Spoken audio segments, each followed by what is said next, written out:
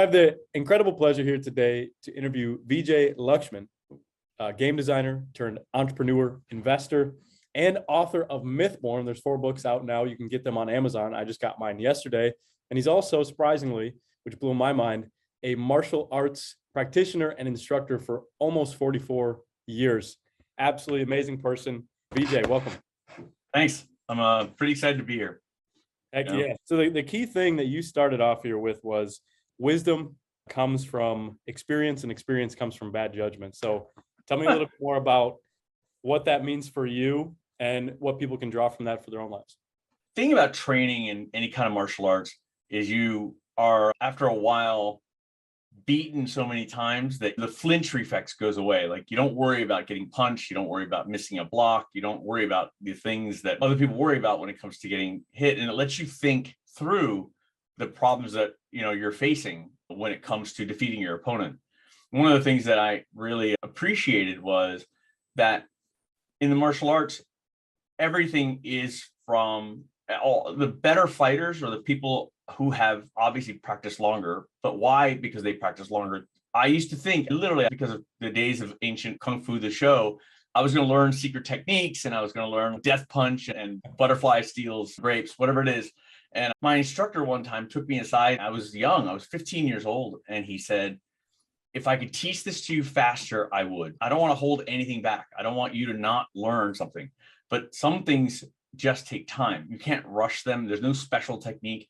You just have to put the hard work in and you put the time in and you have to make the mistakes and you have to learn from. That's how you get better, is to do the best you can and then learn from what you have done. And I never forgot that my life was going to be a series of bad judgments. And every time that happened, I was learning and I was growing. And I think if I could give anyone one piece of advice, it's don't hide from the mistakes. They're the best way you learn. And I think that's where wisdom comes from, is a lifelong pursuit of mistakes. Very interesting. And so you're basically flipping it on its head and opening up, not instead of avoiding mistakes, which is common among many different systems that we're raised up in, it's actually embracing them. And what's so neat is if you read some of the best business strategy books now, they say fail early, fail fast. The thing is, like, you gain a lot more when you're an entrepreneur or when you're doing any kind of business endeavor to push the envelope early, find out what's working and what's not working, break the system, and then rebuild from what you learned so that your venture is that much stronger. So I know you've had quite a journey of all the things that I mentioned, of course, in the intro, but I'm curious where you began, back to Bangkok, your early life. Tell us about that. I was very lucky that I was born into a family where my dad and mom had wanderlust. They are the youngest of 8 kids each, and they had 16 siblings. They should have, by all rights, stayed in India forever. Instead, my dad, when I was just very young, like 0 or 1, said, I don't want to live in India. I want to try something else. He's a doctor, so he applied to teach at the medical school in Thailand. He ended up getting that job and we moved to Thailand. You would think I'd have been born there, but I was actually born in Canada.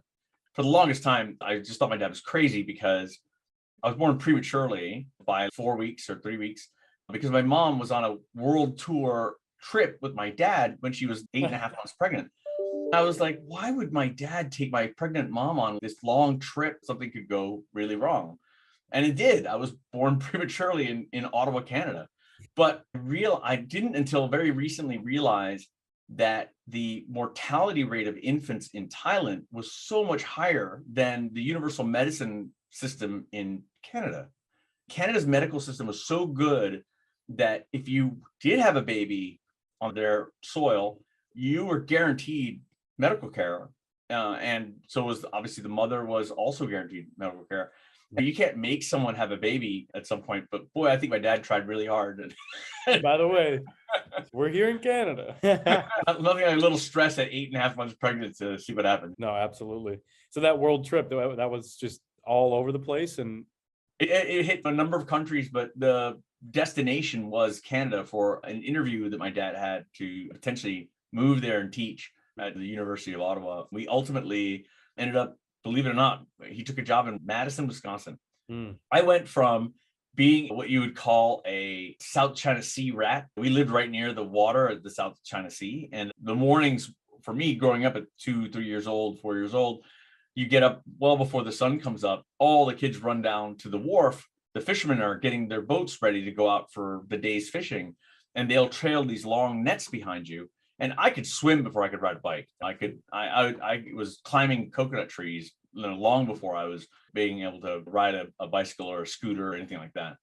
And they would take all the kids with them when they went out. And I always wonder why these nets are floating backwards behind the boats, because they're floating on top of the water. They're not there to catch fish. And so I thought at first those nets were to catch fish. They're not. They trail behind the boats by 100 feet. And these boats are big. They're the Nina, the Pinta, the Santa Maria, that size boats, like they're middle-sized 3-deck or 2-deck ships.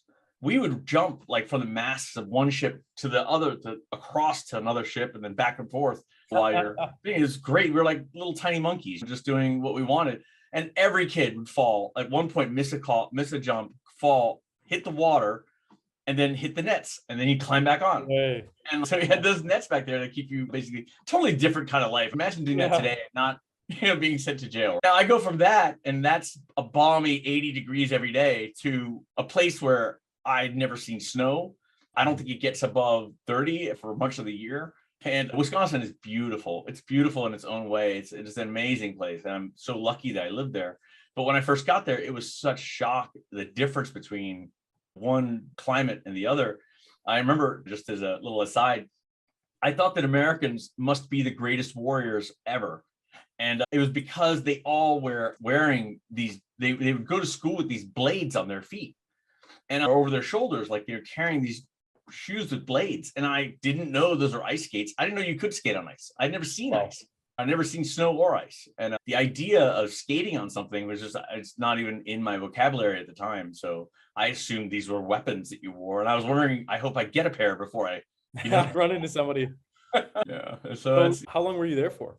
Until about 8. And my dad had a choice. He could either teach in California or he could teach in DC. And I wonder what my life would have been like had he chosen California. It's so interesting because I ended up in California for much of my life. Anyways, I don't know if it would have changed anything, but he chose DC because he felt like the world was a sort of segregated place. The Iranian oil crisis hadn't hit yet. This is like 1974 or so, 73. What's really interesting is he decided to move from Wisconsin to DC, and we actually got a house in the suburbs of Virginia. And people don't know this, but Virginia is one of the last states to desegregate schools. They desegregated in 1969. And we got there in 73 or 74.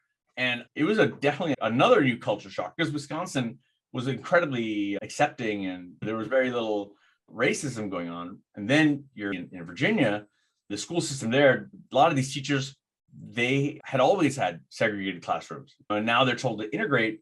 And it was definitely a challenge. And then my luck hits, because my luck never changes. The Iranian oil crisis hits. And most people can't distinguish between an Indian and an Iranian when you're in Virginia. And even if they could, they shouldn't have to. That's the whole point. But it was a lot of towelhead and things that were frankly Indian derogatory terms that they were using thinking I was Iranian. And so it was so messed up in so many ways. And what was it like when you function in a unique way? We touched on that in our initial conversation together. What was that like in school for you growing up? Obviously, you had the social pressures and whatever those dumb things that kids would always, say, regardless of the age and time. But what was that like through the school system for you?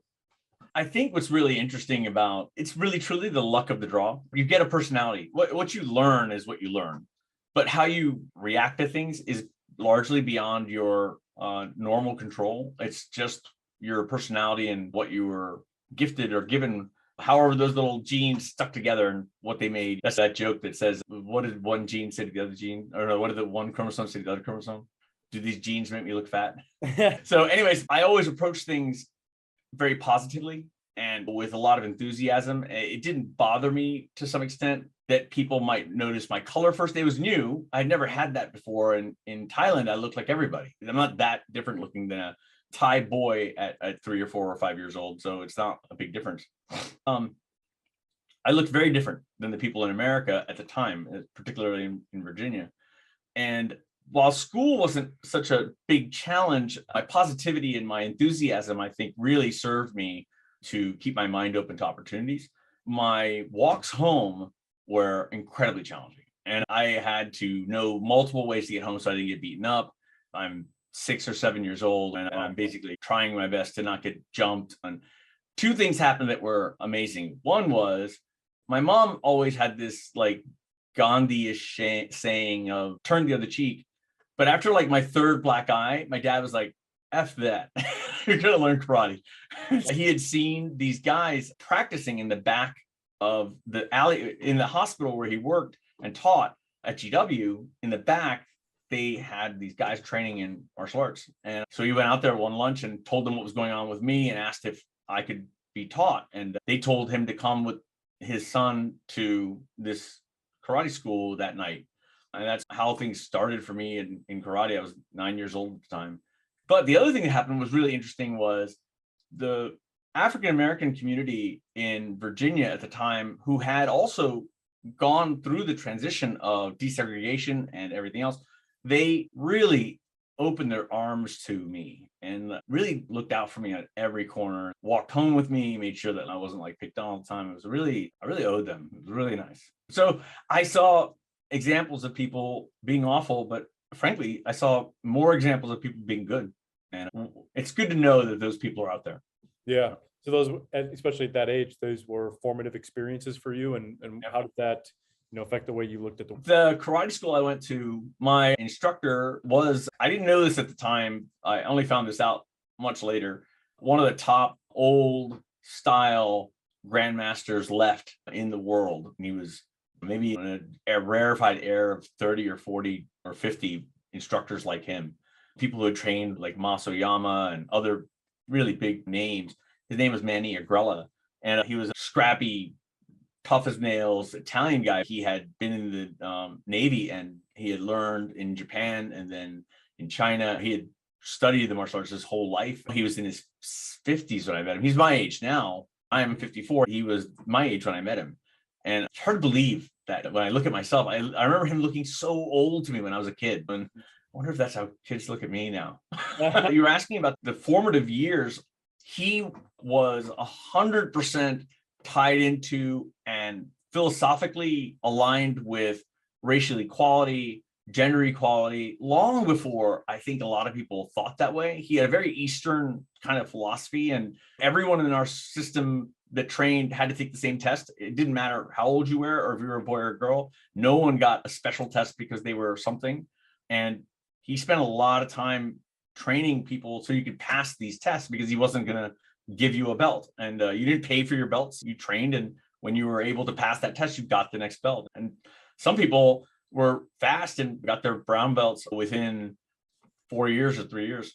And some others like me took 23 years. It takes, because frankly, at 15, I wasn't going to pass some of these tests. I just wasn't going to able to do it. And one last thing I would say is the reason why I said brown belt and not black belt is because passing your black belt test in our school was a 48-hour sort of preparatory thing. It was very difficult, and not a lot of people passed. I got my black belt when I was 23. At that time, there were maybe 10 people before me that had gotten a black belt. And after me, there was maybe another 10 before he passed away. So there aren't that many of us out there. It was a hard challenge. Yeah. To be cut out for. Do you think that more kids should get involved in martial arts? On my LinkedIn profile, if you look me up, there's an article I did called Education in the Martial Arts. And I do believe that learning to face hardship, and particularly physical hardship when you're a kid, builds in you a resiliency that I think serves you for the rest of your life, because you start to realize that these things that you were worried about and scared about, like I said before, the flinch mechanism goes away. That flinch mechanism isn't just the physical flinch, it's the mental flinch when you're facing something tough to do. It's that thing that makes you hesitate to not take that first step. And if you're going to be an entrepreneur or a business leader or a success in anything, the thing you notice about these people who are successful is they all take that first step. They don't sit back and worry. They dive in to do it. And like Nike, they said, just do it. You need to have that resiliency to do that, I think, on a successful way. Any kind of organized sport is a way of learning how to face your physical limitations and then start to realize that they are just temporary until you can train yourself past your initial starting place. And that kind of lesson of knowing you can improve yourself leads into your whole life, I think. So how do you deal with fear then? Is it action? Is that the mechanism, or are there other things? How do you perceive fear, let's say in entrepreneurship and business, but also in life? Let's say you're walking down the street and someone threatens you. How are you dealing with those obviously different situations, but what's the process? That's a great question. I had never sat down to think about how I deal with things. I do know there's rarely a time when I will choose not to do something because of the way I feel. I tend to look at hurdles very analytically rather than emotionally. So I don't often invest a lot of time and attention to how long will that take me? How hard would that be to do? I think a great example was when I was 15 years old, I won the American Heart Association scholarship thing for emphysema and arterial sclerosis. It was an exam you had to take, and there were only 2 kids on the East Coast that would win it. I was one of them. And I got appointed to an internship at Bethesda Naval because I was on this track to be a doctor. And if you're Indian, you're only really given 3 choices, and they're doctor, lawyer, engineer. Given my dad was a doctor, it was like he planned that for me. The idea of facing that and being afraid and having the fear physically affect me to not move forward has not happened to me in decades. I recall when I was a kid hesitating to walk home when I couldn't fight. That was probably the last time I felt that way. Now I tend to react to things very analytically, very objectively. I don't say that's the right way, by the way. I know some people who react to things emotionally, and they're excellent leaders. They do a great job. My instructor told me, whatever path you took to get to the top of the mountain, whatever path you took, they're all different. The view's the same. That, I think, is true, right? At the top of the mountain, it doesn't matter how you got there. When you get there, you're going to see the same thing that the guy next to you is seeing, the same vistas, the same everything, because you fought your way up like everyone else, and you used what you were good at to get there. So I had a great conversation yesterday with Alan Witters, and he mentioned and said something similar about being mission focused. Mm-hmm. Exactly what you're talking about. You're not looking at, okay, how are we going to get there? What are the actions? It's what's the mission? And am I making the decision to do it? And I think the impetus that keeps people going cannot be based on whether or not you're going to face hurdles and hardships along the way. You're absolutely nailed it.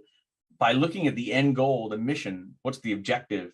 You are focusing on, the part of the journey that's a success, the winning, the finishing, right? And not the parts of the journey in between that might be the hardest stuff you've ever done, because your eyes on the prize. And I think that's a great lesson that I would agree he's right on that. Yeah. So then from your perspective, to expand on that, because I think that could help a lot of people. One thing when I was growing up that I used to hear was, I can't do this because this, right? There's always this if then that a lot of people have, and they're stacking these things in front of themselves. But what you're saying is to focus on that end result, the goal. And what else in between is there? Let's say you do confront a challenge along that path. You made the decision, you're on the way. Some people will stop a quarter way, halfway through. What is the difference maker in your life, or has been in your life, in continuing and persevering through?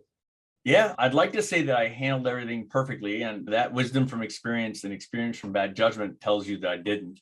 Because if I'm at all wise today, it's because of the mistakes I made.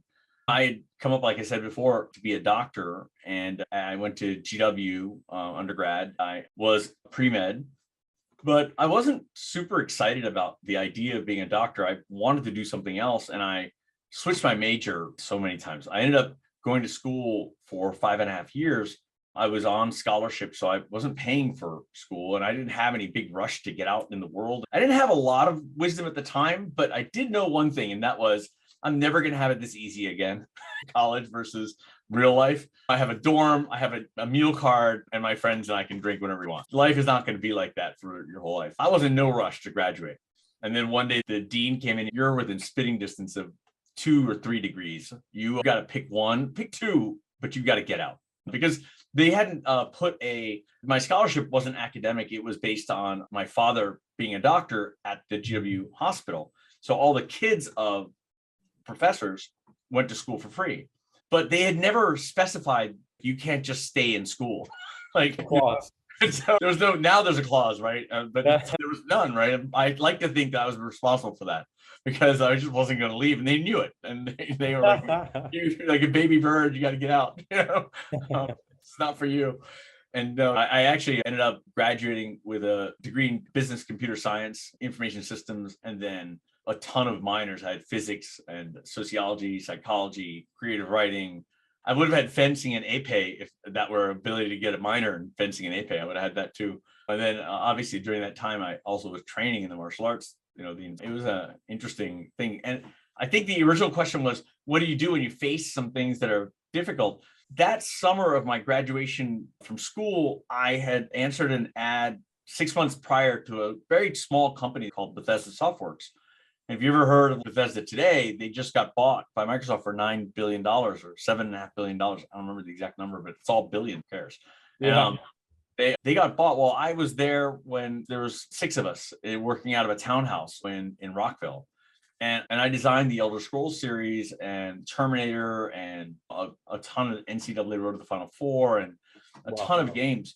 But I started there and I was on my way to med school at GW and I didn't want to go. And so my first hurdle was, how do I tell my dad? And I took a very unique approach. I decided that I wasn't going to say anything because my dad never asked me for looking at my grades.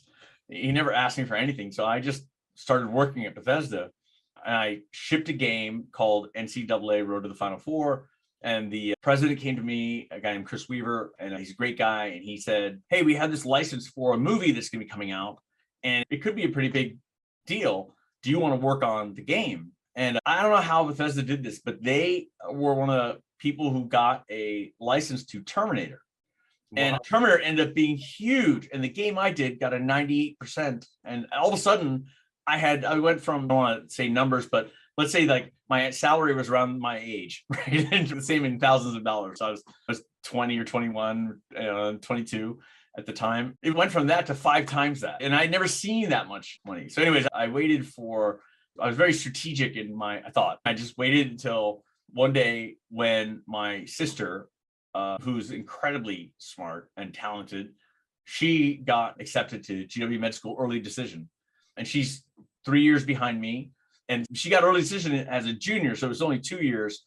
And we waited dinner and I told my dad, "Hey, I'm not going to med school." But mother just got in and lost it. And then he didn't know what to do. He had good news and bad. And I had to show him like my paycheck. You're like, "Listen, I'm making more than I would as a doctor. I might be making more than you." Like, it was nuts. I'd never been in a situation like that. So we have to unpack some things here because you mentioned all the different degrees you got. And then out of seemingly, who knows, obviously you do, this game designing came about. I obviously have a huge question about how you design, let's say Terminator, for example, and what that process is like. But first, what was there? How were you able to just be in so many different areas? It seemed like you made a decision at some point in your life that you just wanted to be immersed in learning, in applying, in doing, and experiencing all these various things and to a great level. So what occurred? What are we missing here that is you? I don't know for sure. I do know that I might be classified as attention deficit or OCD, which is the opposite, where you're really focused on one thing. But that manifested itself in me being constantly curious about everything. And I love to read. Like for some reason, the first book I got, I was 10 years old. Yeah, I was like 10 or 11. And my dad gave me a copy of Shogun. I can't remember the author now. I used to know it like by heart. Shogun was the first book I ever read. And it's huge. It's 600, 700 pages, like that thick.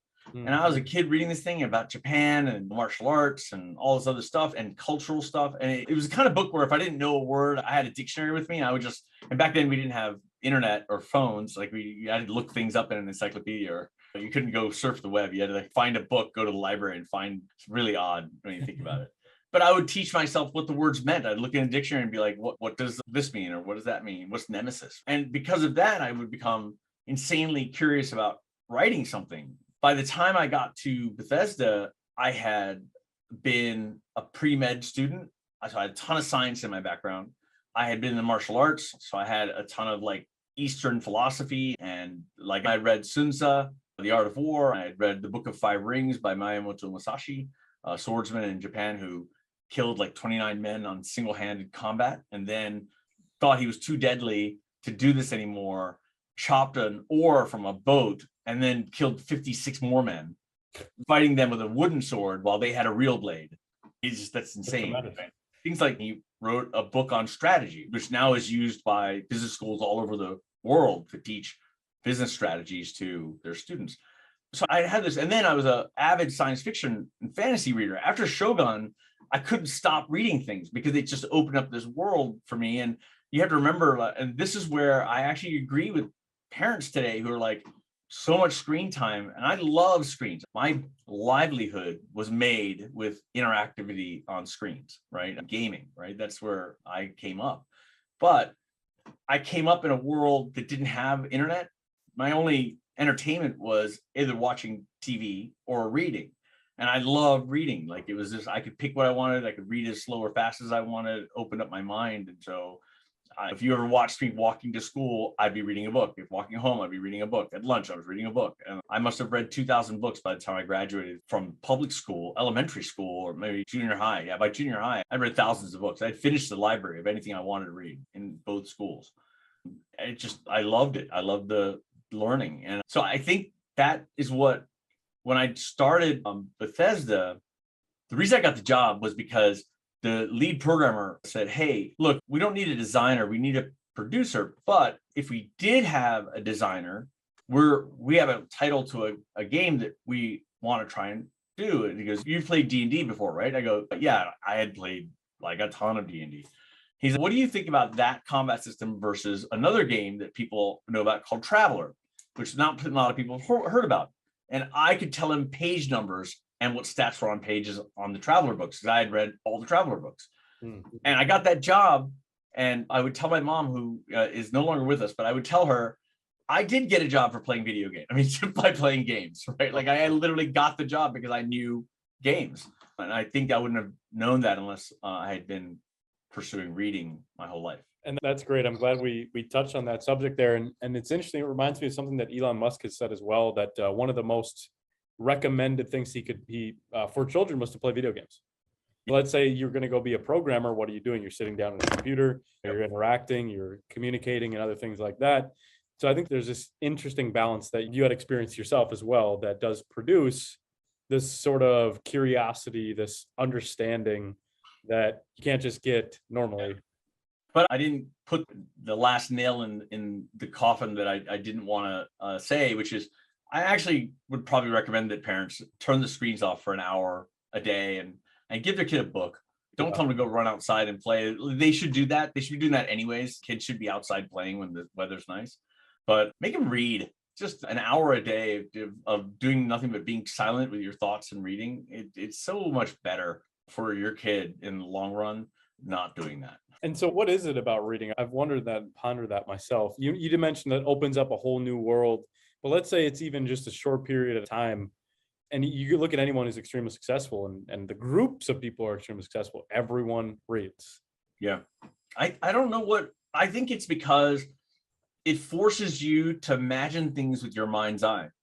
And that process is it works your brain, but keeps your brain. It's like some people ask why there's a stereotype that for some reason Asians are smarter. I don't believe in that at all. I actually think the reason why Asians and other countries do very well in school is because a lot of those places that they have multiple languages they have to learn. Right? I grew up speaking Thai and Tamil. I learned English when I came to the US. That's my third language. And I was a kid, right? I was 5 years old to 6 years old, and I can speak 3 languages. And I have a nephew, he speaks 6 languages. He speaks Farsi and Hindi, Tamil, Urdu, and English. And it's crazy because the only way you can play in a playground is if you can speak the language of all the people around you. And one thing that'll get a kid to learn is playing. And I think that's a really important lesson, is try and make kids' education align itself with things that are fun to do. And you have that motivational piece you need to get them past the hurdle of what's hard to the end result of what's good. And that's a big topic as well, gamification, which we'll touch on. We'll get to that a little bit later, because I know that could have applications to business, but also to life and many other areas. But what is that process, to jump back into the story of your life and the progression? What is the process of designing a game like? Especially, you mentioned it's like they were looking for a producer slash designer, and you just came in and created these immersive worlds. So what is it like? And then also, what's the difference between, let's say, a game like Elder Scrolls and Terminator? The genres are different, obviously. But going back to your question, I wish I knew the process. I was never taught. There's no formal school for game design. There's now, you can go get a degree in it. And some of my peers have done an amazing job of pulling information into a teachable curriculum that you can then repetitively do to get better at the same process. That when I was coming up, the games before me were like Apple was like the big gaming computer platform. Atari had not come out yet. We had a couple of things like ColecoVision and other things that had started. Then the Atari 2600 came out. And that era of learning was truly just the Wild West. You built something based on your own personal learning in life. And for me, the process was always writing a story first, understanding like what the characters were going to be and the parts of the story that were going to be conveyed through exposition and things like that, and then the parts that you were going to actually interact with, and then how that would work. I did have more than a decade of playing D&D and Traveler and RuneQuest and so many other games that are paper and pencil. And so you learned like how those systems worked, right? You understood how to roll a character up. You learned what those stats meant. And all those games force you to have to be good at statistics and math a little bit. So I think like those skills are what we ended up applying back in the day to design different games. But I would be way overrating my ability if I compared it to what Elder Scrolls is today. Now it's a production, right? One of the games I worked on was Lord of the Rings, that franchise. And when we did Lord of the Rings Online, I had 100 people, 150 people or so working on this title and a $30 million budget. And it's not like, that's like launching a rocket ship. You feel like you're at NASA or something. Everyone is smarter than you. But I think today, doing a game like that in scope and size is a major studio production. And there are a rare set of people who are just truly good at doing it. Daniel Suarez, who was the head of the Call of Duty franchise, personally a very good friend of mine. He worked with me at Universal as a producer, and he's risen now to be the head of, I can't remember now, Rebellion? No, we'll have to figure it out. But he's an amazing talent. And now, as far as why is Terminator versus Elder Scrolls different? In the versions I did, Terminator was a straight up Doom clone. It came out before Doom, but Doom was, I think, influenced by games like that and became a shooter. But in the very early days of shooters, you could move north, south, east, west. And you didn't have that smooth turning. And so you got really good at the arrow keys, like moving very quick with ASWD, right? That little cluster on a PC and a mouse. That was how you ran things. So those games, the action genre was really about point scores and being good with your hand-eye coordination and shooting things. Elder Scrolls, my vision for the Elder Scrolls franchise had always been D&D translated to video game computer systems, where back in the old days of D&D, you'd play D&D, and then when you finished like an adventure, which is called a module, you'd go buy another module. And then you'd come and you'd have a Lair of the Storm Giants or whatever it was called. And it was basically a module that had a little backstory and then an objective and had maps and things like that. And so that process of playing modules was what my inspiration was to try. And I had two inspirations for Elder Scrolls. One was that to basically create this first, the world of Tamriel, but then to create these modules that you would buy after playing the game. Is long before DLC was a thing. We had come up with this idea of DLC, downloadable content. And the idea was you'd go to the store and buy like a $5 or $10 pack, load it up, and it would change your world and give you a new adventure to play. And so that episodic content was what I was shooting for. The other thing was there was a movie out at the time called Flesh and Blood. And it was Rutger Hauer and Joan Chen. And it was the story of a post-apocalyptic society or whatever. They were basically like Conan-style swords and things like that. And they would play a game where it was 4-on-4, and you had to take a dog skull and put it onto a spike. And this movie was like Rutger Hauer and his team, which were like scrappy and underdogs, and their attempt to basically win this game. And it's brutal. Like you play it and people could get killed on your team and stuff.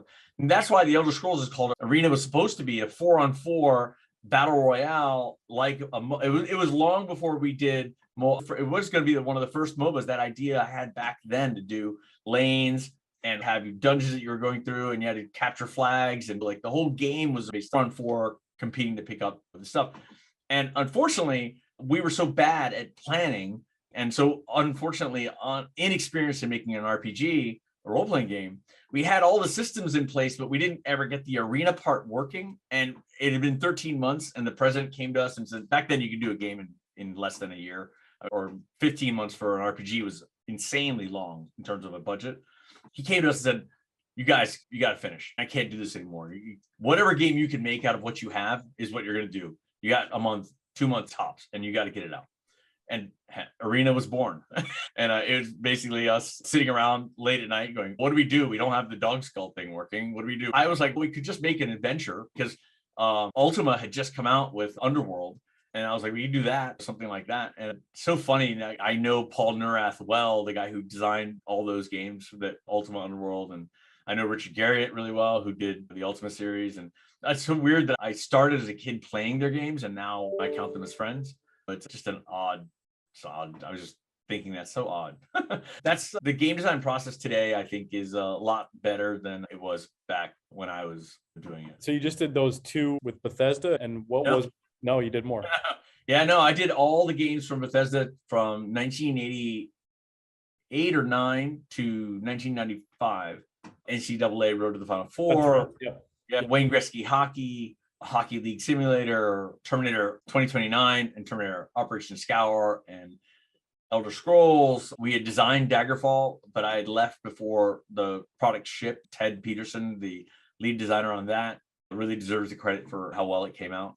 But it started a franchise that really became its own Morrowind, and today is one of the greatest RPG worlds created on computers. I had a small part in that, and all the world and writing is mine. I'm super excited about that. I did a ton of titles for Bethesda, and then my career took me to a bunch of different studios. I got to work at, because I loved Ultima Underworld so much, one of my first choices was I called them and asked them if I could be a game designer, and they hired me. So I worked with Warren Spector and worked on Thief the Dark Project, and worked on Flight Unlimited and British Open Golf. All this ended up finally taking me to Universal Studios, where I ended up an executive producer in charge of role-playing games and new IP. I came up with this idea called Tinker and Bit, which is Ratchet and Clank, but it was called Tinker and Bit. Great game. We never made Tinker and Bit, but then Ratchet and Clank came out. Oh, it would have done so well. I'd do it. The guys at Naughty Dog were just so talented. It's really funny. Yeah. Universal really brought all the things I learned to one place. I wish, though, the games industry now has formalized learning, because when you're a game designer, back in the day, you didn't have a degree in game design. You had no credentials except for the games you'd already done to have anyone really listen to you. And so if you really think about the absurdity of a $10 million budget being given to a kid who's 23 and doesn't have a degree, that's craziness, right? We were basically kids, and people in charge of the groups were all more measured, older gentlemen and ladies who had real talent in business and running a business. And I was very lucky to have a mentor in Jim Wilson at Universal. And he's a Harvard Business School guy and smart. Maybe he was Stanford. I can't remember, because I don't know, we were rivals at one point. But he was really talented, and he gave me a shot. And I think that really changed my life. So I was very lucky. That was where I got my first VP ship. And I was young, 32 years old, vice president at Universal. So I carried with it a lot of weight. So it's good. So a lot of people say that, and this is one of my beliefs as well, is that technology drives humanity forward. But one thing that does as well, as it was proved with the advent of the internet, one of them, which I'll name, is video games. And how the innovation that occurs in video games when it comes to graphics and design and other things like that is, let's say you zoom it out 1,000 years, let's say simulation theory, all those things come about. What's it like balancing those two worlds? Because you know them both very intimately at this point. Yeah. First, we are definitely living in a simulation. Let's just be clear, that's for sure. Because the absurdity of my life, there's no other explanation for it except that I'm in a game right now, right? That's got to be what's going on. Because if I just looked at the things that have happened, but what do you like? Can you be a little more clear of what your question is? Yeah, for example, you mentioned what sparked this was you mentioned at 23, you have this $10 million budget and you're basically able to decide where this money's going to go. And you were very immersed in the design, the graphics, the story, how's it going to feel? What's it going to be like? And you're bringing that forth. But then you have people on the business side who are like maybe saying, and I don't know what they were saying, that's where you can enlighten us. What was it like then? And what's it like now when you've gained a level of mastery in both of those worlds? Yeah, I have a great story, but I want to just put some context around it before I tell you what I learned. You're absolutely right. First of all, I think earlier on you were talking about the arc of technology and how technology was the thing, like the ring that people chased to try and grab. The higher level of technological advancement your engine had, potentially the better graphics you could show, the faster your game ran and things like that. So yeah, look, Doom was great, not just because it was great as a shooter, it was also great tech, right? The engine that it was built on was better than the other engines out at the time. And so you had faster frame rates, you had smoother graphics, it was much more fun to play. Now, if I could equate that to something we all know how to do, which is read, there was a time when books were read on scrolls. And scrolls are hard because you got to roll the top and bottom, right? And then eventually they became bound, and then you flip pages, and now you just got a new iPad and you flick your screen and you can read what you want, right? The books haven't changed in terms of the story, but what's more important now, the medium has changed on how it's transferred to you. But what is really important is the story, not the technology the story is delivered in.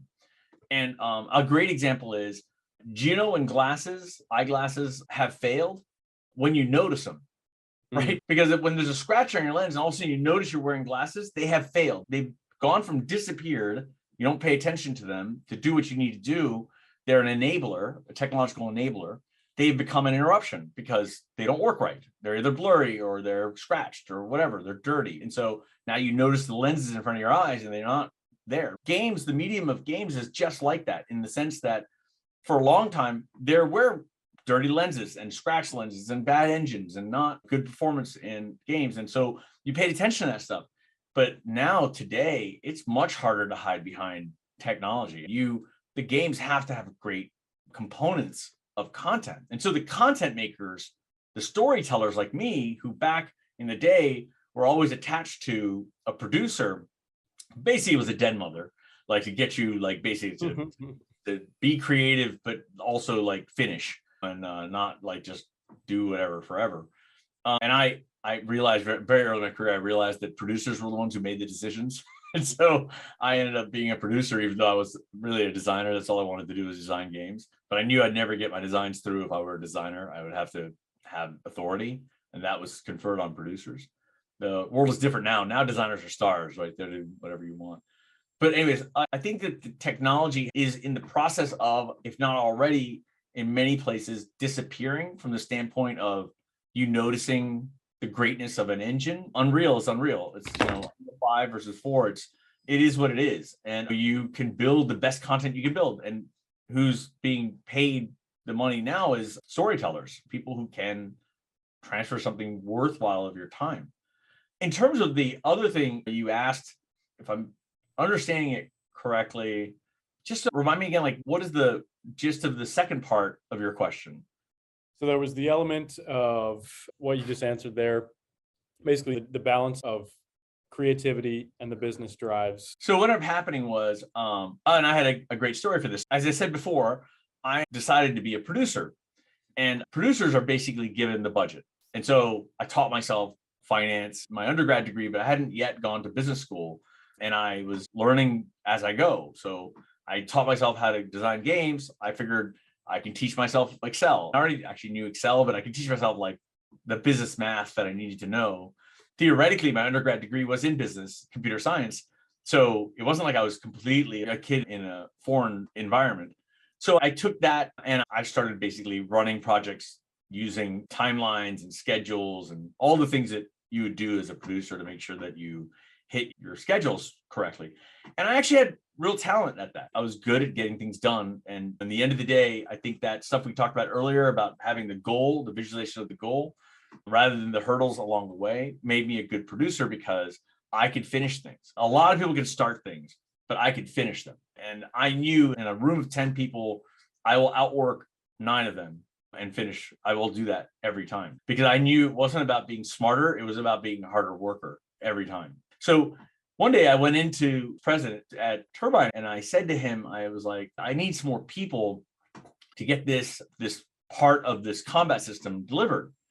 And he said, you do? I said, yeah, I need 1 or 2 more programmers. Can I transfer them from this other project? And he's like, no, what we're going to do is we're going to take one of your programmers away. And I was like, what? He goes, yeah, we're going to take one away and you're going to figure out how to do it with 1 guy less. And I was like, okay, how can I do the job when you're not even giving me the people that I need? He went to this board, this whiteboard, and he drew a line. And then he drew a little gap. And then he drew another line. And he said, you know how to do area, right? And I was like, yeah, of course, length times height. He says, yes. He goes, so the area of this square is what it is. The area of this rectangle is what it is, right? So the 2 rectangles. The gap in between, that's you. Back here is all the resources you're ever going to get. You can make the square thinner. You can make it fatter. You can pull the ends in. You can pull them out, but you're not getting any more area, right? You're just getting that area and you got to make it stretch across that gap. And that is the entrepreneurial gap. If you can't make it stretch across there, I'm paying you too much. And dude, it was like, bam, I just got it. And he was like, DJ, I'm not being angry about anything. He goes, the deal is I can't go back to the board of directors and the investors and tell them, but I worked really hard. Look at all the paper I wrote. If I don't close the money, I'm done. It does nothing to do, and I don't have to do a single sheet of paper or work. I just got to close the money. And you don't have to do anything but deliver this game. And he goes, you know why bus drivers aren't paid that much and other people in other kinds of professions are?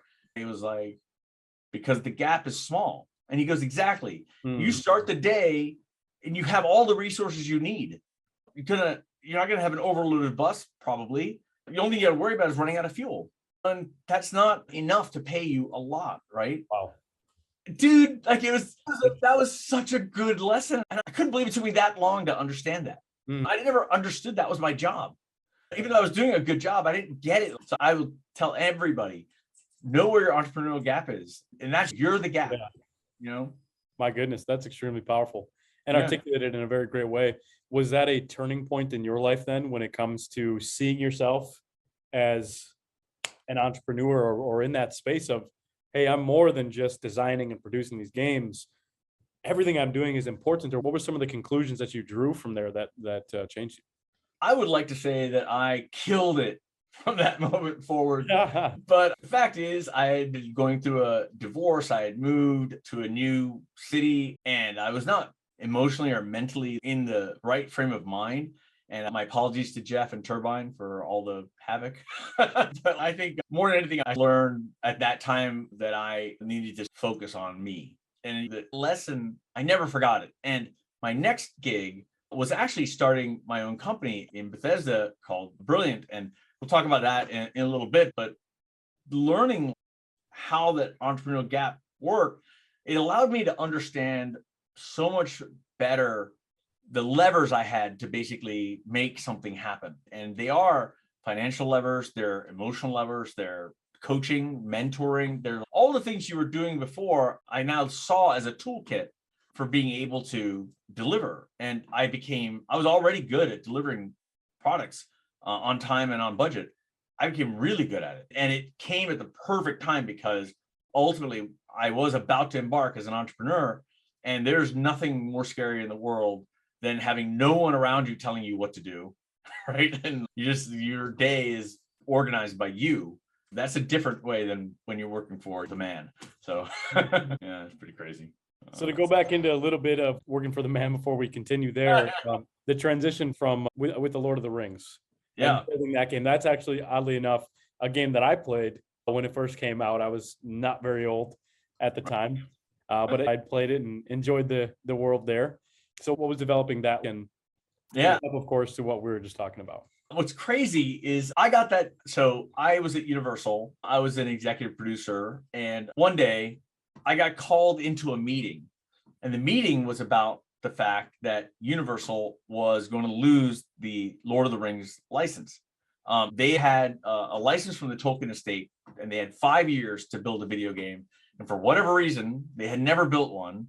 And now they had 7 months left or 8 months left on that contract. If they didn't build one by the end of that deadline, the rights would revert back to, and EA was asking for the rights for things from, so the EA games were basically the right, because of me, the book rights stayed at Universal, and EA ended up getting the movie rights because they couldn't get the book rights, which was really just odd. So we actually had, I think, a better license because it had more depth. We had all the books of Tolkien, but EA killed it when they took Aragorn and all the actors and they made what today is the definitive visual statement for Lord of the Rings. That was all EA, and they killed it doing that. But I'm in this room and I'm trying to figure out why I'm even invited, because I'm an executive producer. I was like 8 levels below the head of North America, sitting there talking to all of us. And my boss was there, Jim Wilson, and I'm several rungs of the ladder below him. And he tells me, we're walking, he goes, listen, I know that you are very enthusiastic and you have a lot of positivity about you, but for this one meeting, be quiet and don't say anything. There's an old Chinese proverb, may you never come to the attention of powerful people. And he's like, just say nothing.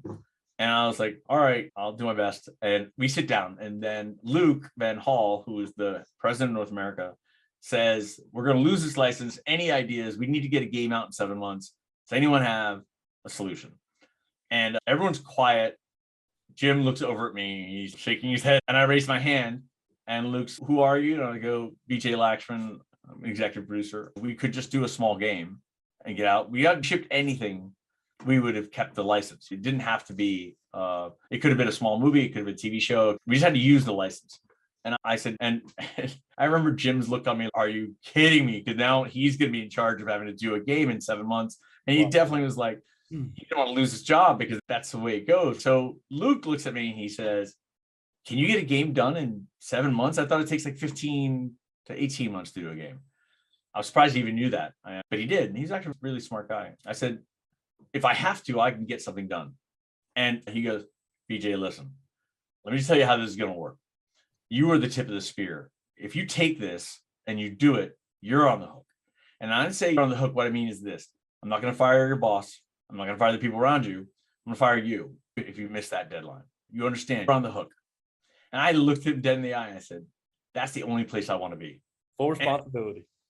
And my boss just went like this. He was like this because he was really a mentor and he wanted, I think, he was sure I just signed my death warrant. And I found out the only reason I was in that room was because in my resume, Luke had gone to HR and said, anyone who knows anything about Tolkien, I want that meeting.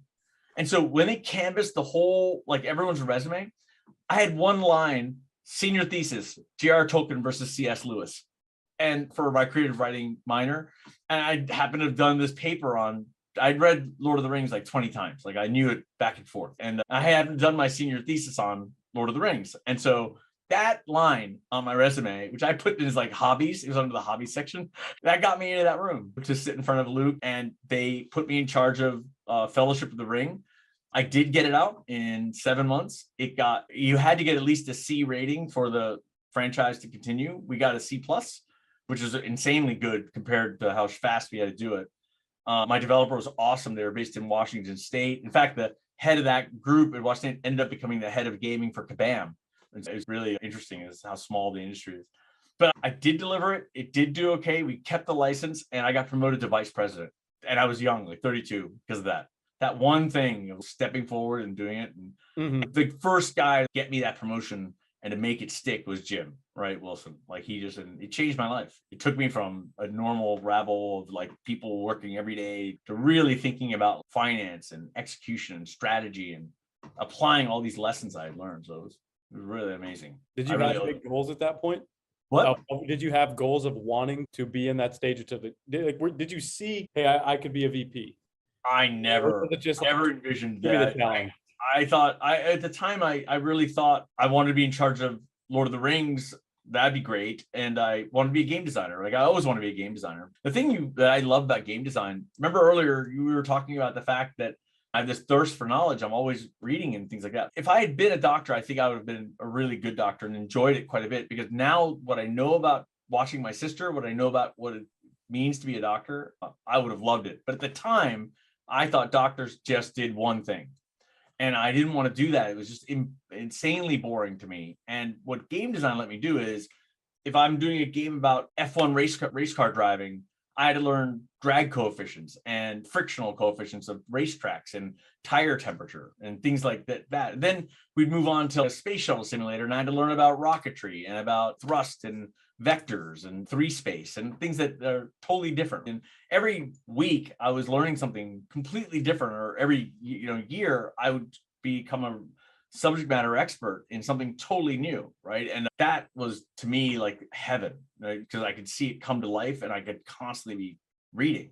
And that's why I just want to be a game designer and do that for the rest of my life. But now I realize, I was saying before, the absurdity of my life. It's got to be a simulation. It's like I did the martial arts, then I did the early years of game design, and then I became a finance, and the Universal sent me to Harvard Business School to get my degree so that I could be promoted to vice president, because you had to have your advanced degrees. And so what's amazing that happened. But yeah, really? Yeah, that happened. It's crazy.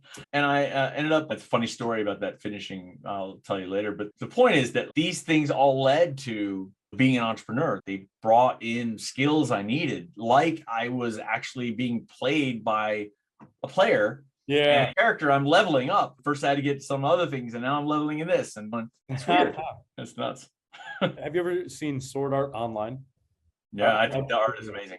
Yeah, I watched the one. It's called I don't know how to say it, Alicization, or that it's one of the recent ones. I think it was 2019, 2020, where they're looking to build an AI, and it's basically simulation where the main character comes into the game, and then they're really awesome. Yeah. My thoughts there. But yeah, and you mentioned something there about all the learning. If you were to put it in three components, is it because you were applying it and there was some degree of pressure, right? You need to learn. There's a timeline, there's a deadline. Extremely interested, you're motivated, incentivized properly. If you were to really say, how could someone become a subject matter expert in a short period of time by their own design? What do they need to do? I love that you asked about what are like three like components. And for those of you who are watching this, we did not script this earlier. So this is actually like a blind question that it's just perfect. In the martial arts, every martial arts is different. And you can learn this lesson from other things. It doesn't have to be the martial arts. I happen to have learned this from the martial arts. There are three things you have to do to get good at something. First, you have to envision the success, right, of what you're going to do. The second thing is you have to have action. You have to actually expend energy to get that thing done. And the third thing is you have to retrospectively look at what happened, more importantly, what happened wrong, and then do it again. And that loop is what makes you a subject matter expert. And so that is like the key to success is you envision the outcome being positive and successful. Then you expend energy and you have an action. You take action, right? You take action means taking responsibility and doing it. And then you see what happens in the outcome and you learn from the outcome, right? And you tune as you go. And that is the key to learning. And that's how I became a subject matter expert in half a dozen to a dozen things. That's amazing. I'm sure that's going to bring a lot of value to people as well, having that. And it connects me to something you had mentioned as well about Harvard and that experience where you had a deadline. It's similar at what you did with Lord of the Rings. There was a deadline. It was tight. You had to learn. You had to become in-depthly aware of what you needed to do and then just simply do it. Tell us more about that experience with Harvard. Yeah, I was in a very elite program called the General Manager Program. You're a graduate of the Harvard Business School. It's like an executive program where you have to answer 9 essay questions to get in. These questions are not simple. They take research. You have to get your ideas together. You have an unlimited space, but you're going to have an interview where you're going to be talking to somebody why you wrote what you wrote. So there's a lot of critical thinking that goes into what you write, because now it's on paper and you're committed to what your position is. None of the questions have a right or wrong answer. What they want to know is, what's your opinion on this, right? You might get a typical analogy, like if someone asks you, what's a better color, red or blue? Support it with evidence. Well, how do you answer that? So I went through that process. I started researching and doing all the work I had to do. It took 9 months to finish 9 essay questions, a month for each question. And I ended up getting in. They have 2,500 applicants, 80 spots. And so you have 10 cohorts of 8 students in each spot.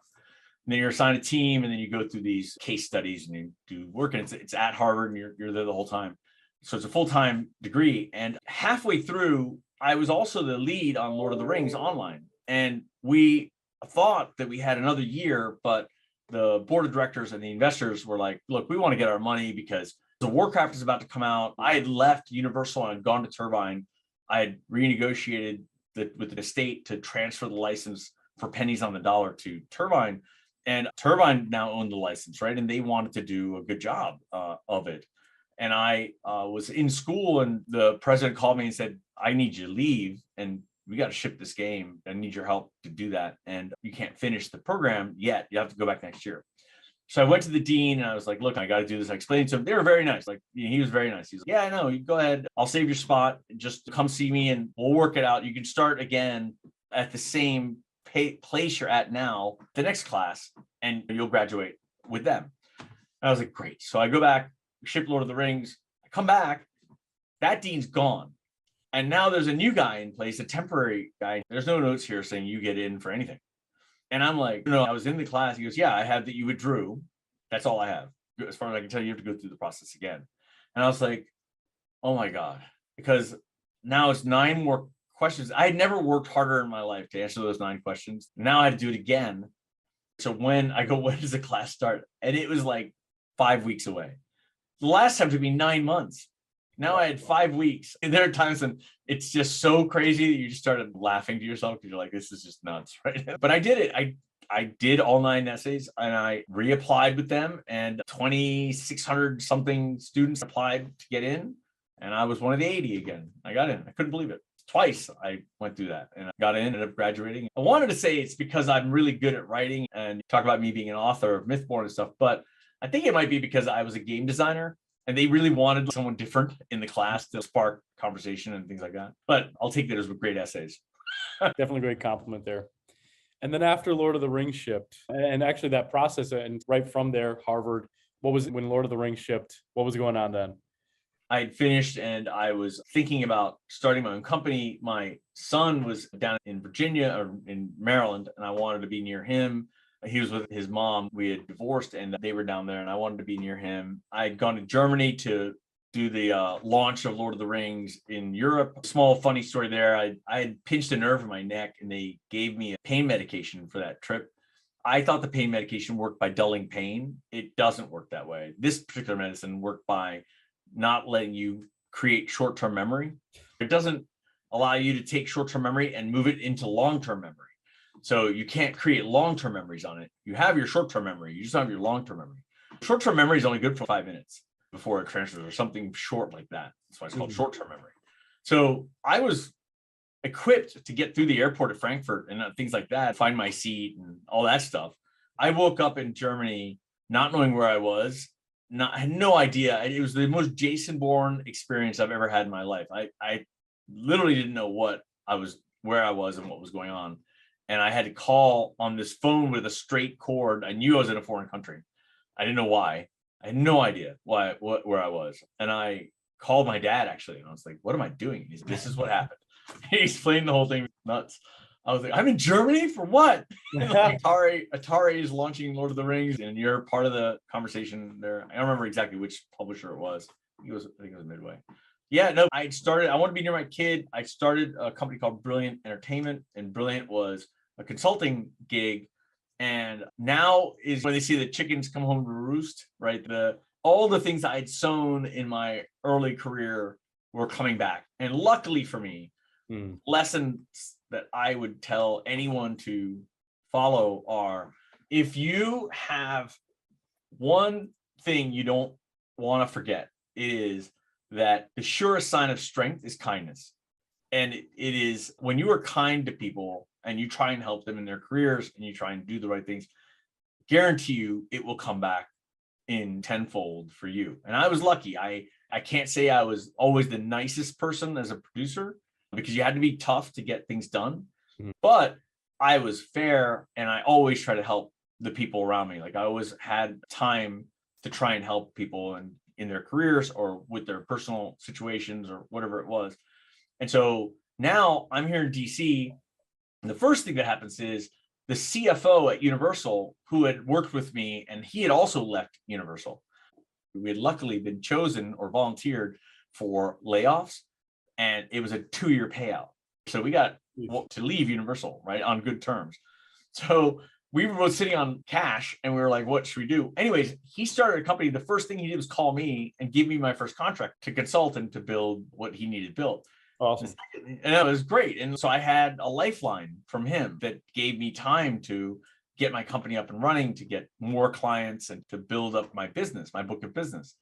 And the second thing I had happen was the guy who helped me on my very first game at Bethesda, a guy named Chris Mate, who also is a dear lifelong friend I've known for 30 years.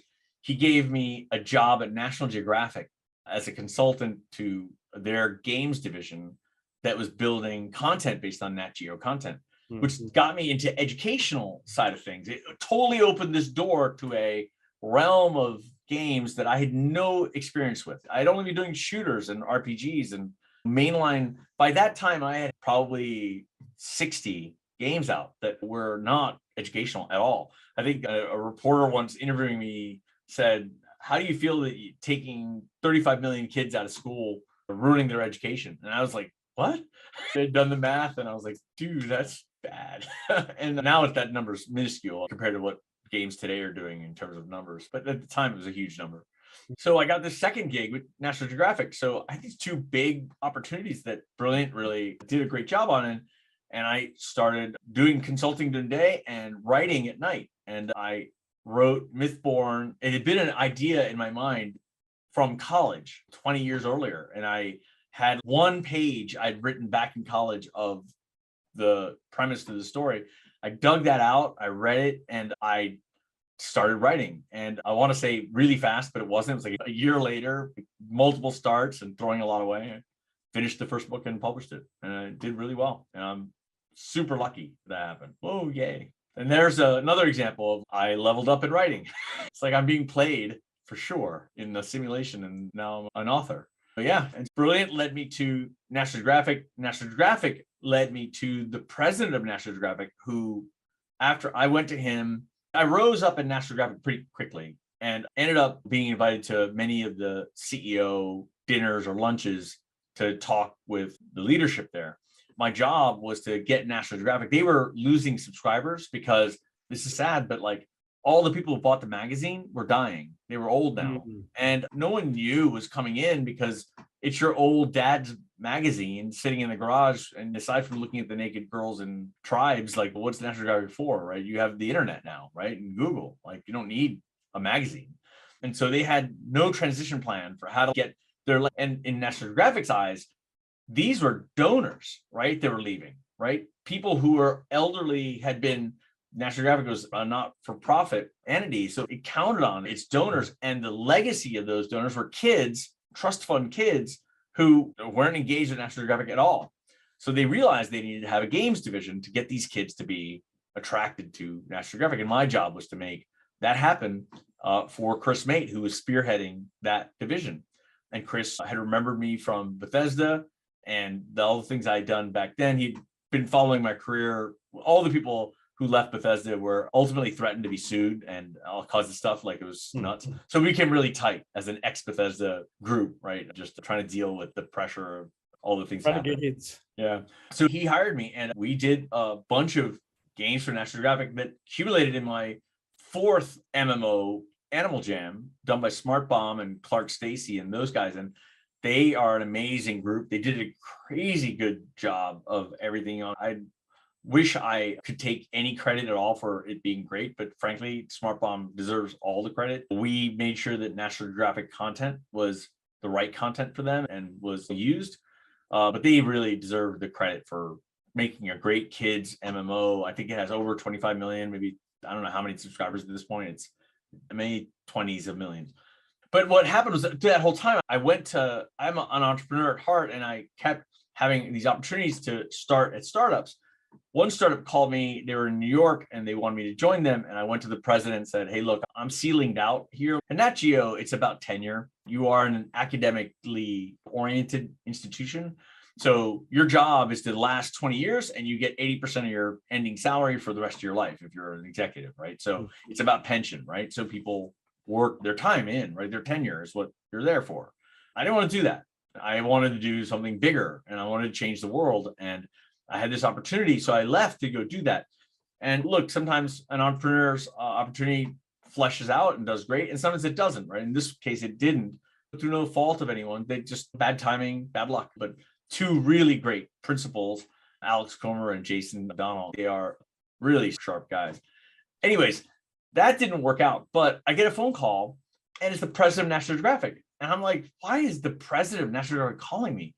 And he tells me, he literally says, you've always tried to help people. But I saw you at the Geo, like always trying to help every division get their things moving forward.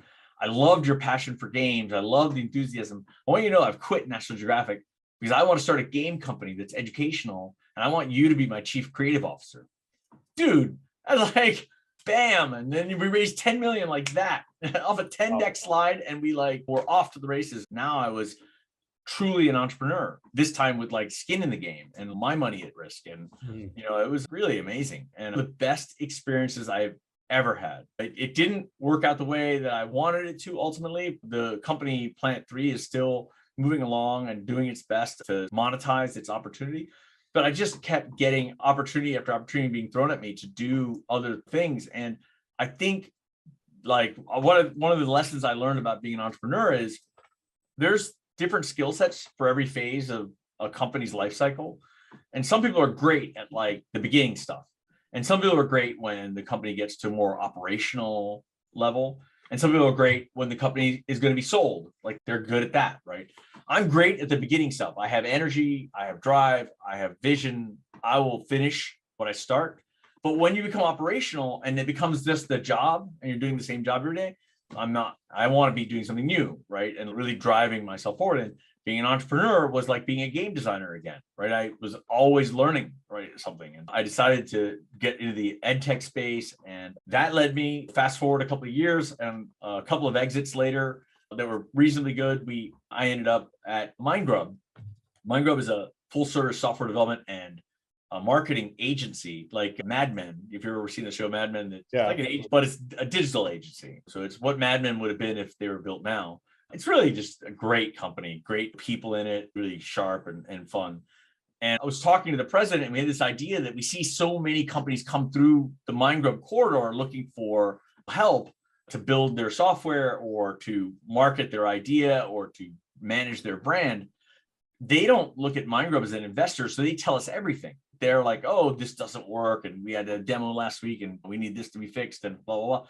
They opened the kimono so much. I told Todd Marks, the CEO of MindGrub, let me invest in these companies. Let's do this because they're telling us everything. And so out of the 200 or so companies that went through in 2021, we invested in 8, which is a very small number, but they've all are doing great, right? Because we saw everything and we picked the diamonds in the rough, very sort of cherry picked the diamonds. And that's going well. And now MindGrub has bigger goals and I'm being offered the opportunity to help with those things. That's been incredibly rewarding for me.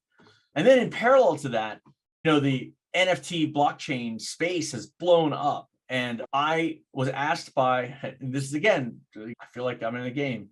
They got asked by these guys who are like, we are huge fans of Elder Scrolls. We know you started that franchise and then you have now 85, 90 titles out, that you've done.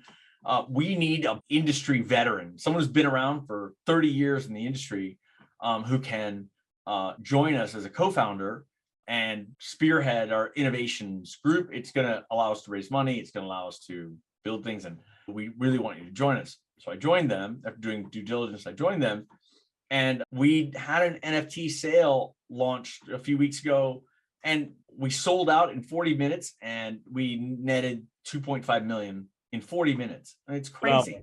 phenomenally crazy. It makes no sense. It's nuts. But I think that the people ask a lot of times, why would anyone want to be in an NFT type thing?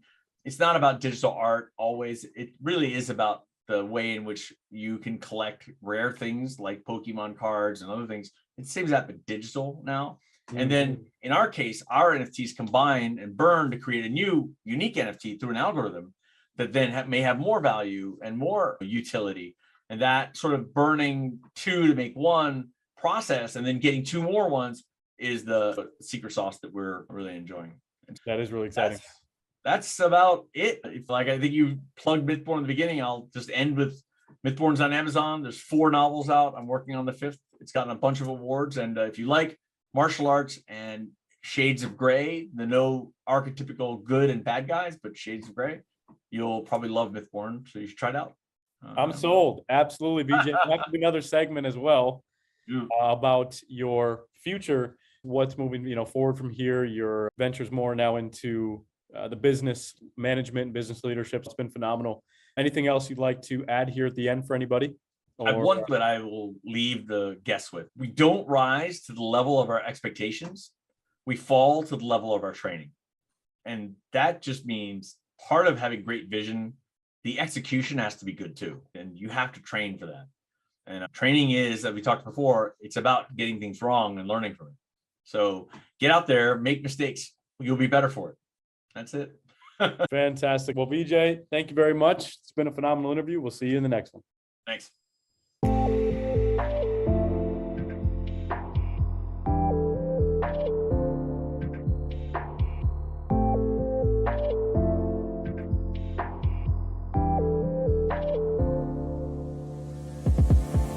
Hey everyone, thank you for watching this episode of Titans Up today.